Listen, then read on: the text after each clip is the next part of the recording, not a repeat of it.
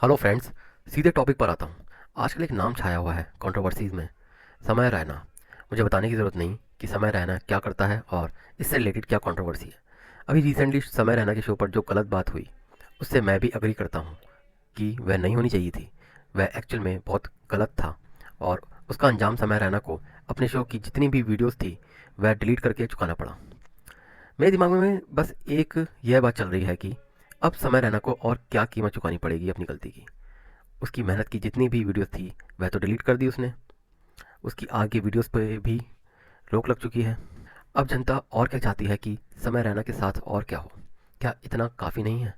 यह बिल्कुल ऐसा है जैसे दो लोग, एक ने किसी खाने की दुकान से कुछ खाने पीने का सामान चोरी कर लिया और एक है ज्वेलरी की दुकान से सोना चांदी चुरा करके भाग गया। सामान चुराने वाले को लोगों ने पकड़ के पीटा, सामान लिया और उसे भगा दिया। ज्वेलरी की दुकान से जिसने सोना चांदी चोरी किया उसको पुलिस के हवाले कर दिया गया। चोरी दोनों ने की, क्राइम सेम ही है, लेकिन दोनों की सज़ा अलग अलग। तो समय रैना के शो पर जो भी हुआ, उससे जो गलती हुई, उसके लिए उसे ऐसे ट्रीट किया जा रहा है जैसे उसने किसी का मर्डर कर दिया हो। और अगर बात करें टॉक्सिक शोज़ की, तो दुनिया में कई शोज़ ऐसे हैं जो इससे कई ज़्यादा टॉक्सिक हैं। जैसे बिग बॉस, अनुपमा। इन दोनों शोज़ में एक चीज़ कॉमन है, कलेश, कलेश और सिर्फ कलेश। वह लोगों को देखने में बहुत मज़ा आ रहा है। क्यों? जस्ट बिकॉज उसके अंदर गाली गलौज नहीं है तो वह लोगों को चल रहा है, वह ठीक लग रहा है। पर ये नहीं देख रहे कि ऐसे शोज़ देखने की वजह से दिमाग कितना ख़राब रहता है। उस शो को बड़ी उम्र से लेकर कम उम्र के लोग भी देखते हैं। बार बार ऐसे कलेश वाले शो देखने की वजह से उनके माइंड पर कैसा असर पड़ता है, उनकी सोच पर कैसा असर पड़ेगा, किसी को इसकी कोई चिंता नहीं है। बिग बॉस का होस्ट सलमान खान है। बिग बॉस का होस्ट सलमान खान है जो शो पर आकर ये बताता है घर के अंदर के लोगों को कि बिना कलेश के शांति से मिलजुल कर कैसे रहना चाहिए। पर ये क्यों भूल जाते हो कि ये वही इंसान है जो खुद बहुत बदनाम है, आउटसाइडर स्ट्रगलिंग एक्टर्स को परेशान करने के लिए, उनका रोड ब्लॉक करने के लिए, अपने ईगो में आकर लोगों के करियर बर्बाद करने के लिए। और ये बंदा सही से रहने का, जीने का तरीका बताता है। आपको नहीं लगता है ये अपने आप में एक बहुत बड़ा मजाक भी है और एक बहुत बड़ा सवाल भी हम लोगों की समझ पर?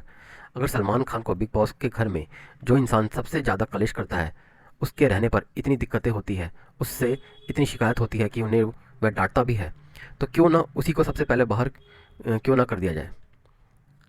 ऐसे बंदे को सबसे लास्ट तक रखा जाता है शो में। क्यों? क्योंकि लोगों को कलेश देखने में बड़ा मज़ा आता है।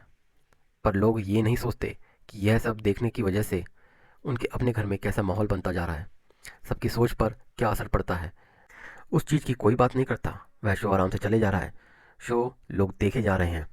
क्यों? क्योंकि बड़े सेलिब्रिटीज़ इन्वॉल्व हैं उसके अंदर, और समय रहना उसको सब दबाए जा रहे हैं क्योंकि उसके ऊपर किसी सेलिब्रिटी का हाथ नहीं है, ना किसी पॉलिटिशियन का सपोर्ट है। उसका करियर अभी कुछ टाइम पहले ही शुरू हुआ है, तो उसके अगेंस्ट सारे खड़े हुए हैं। चलो, अगेंस्ट खड़े होने में कोई दिक्कत नहीं है, क्योंकि उसके शो पर गलत बात हुई है तो उसके अगेंस्ट आवाज़ उठानी भी चाहिए। बट और क्या चाहते हो आप सब लोग? अब अगर बात करें अनुपमा शो की, उसमें भी बस एक ही चीज़ चलती है, कलेश और कुछ नहीं। लड़ाई झगड़ा, एक दूसरे को ताने मारना, सुनाते रहना, बस यही चलता रहता है। उसमें और कुछ नहीं है। और वह शो चले जा रहा है, अभी तक खींचे जा रहे हैं उस शो को वो लोग। क्यों? क्योंकि शो की टीआरपी बनी हुई है ये सब चीज़ें दिखा करके। वह सब लोगों को देखने में बहुत आनंद आ रहा है। उसके बारे में अभी तक किसी ने कुछ नहीं कहा। एक दो फनी मीम्स बन जाते हैं, लेकिन बड़े लेवल पर किसी ने सामने आकर के कोई भी आवाज़ नहीं उठाई कि ये शो इतना टॉक्सिक है, लोगों के दिमाग पर इसका क्या असर पड़ रहा है। किसी ने ये नहीं कहा कि इतने दिमाग ख़राब करने वाले शो को अब बंद करना चाहिए, बस बहुत हुआ, शो में सीखने लायक जैसा कुछ है ही नहीं। फिर भी बस शो चले जा रहा है, इसे खींचे जा रहे हैं। समय रैना के शो में चाहे कितनी भी गाली गलौज होती थी, बट अंत में लोगों को हंसने को मिल रहा था। बाकी इस बारे में और कुछ नहीं कहना चाहता। फिलहाल के लिए बस इतना ही। धन्यवाद।